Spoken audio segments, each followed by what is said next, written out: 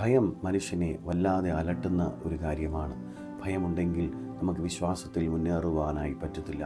ഭയം ജീവിതത്തിൽ വളരെയധികമായ പ്രതിസന്ധികളെയും പ്രതികൂലങ്ങളെയും കൊണ്ടുവരും.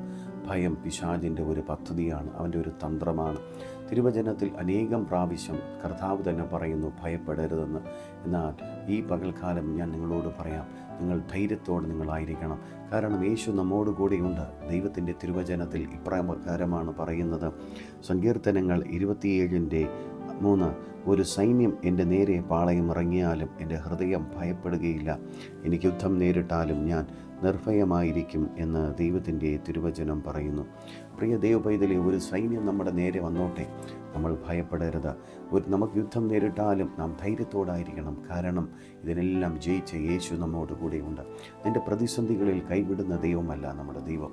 നമ്മുടെ ദൈവം പ്രതിസന്ധികളിൽ നിന്നോട് കൂടെയിരുന്ന് നിന്നെ കൈവിടാതെ ഉപേക്ഷിക്കാതെ ആ നല്ല സ്നേഹത്തെ ഇന്ന് പകൽക്കാലം നീ തിരിച്ചറിയുക.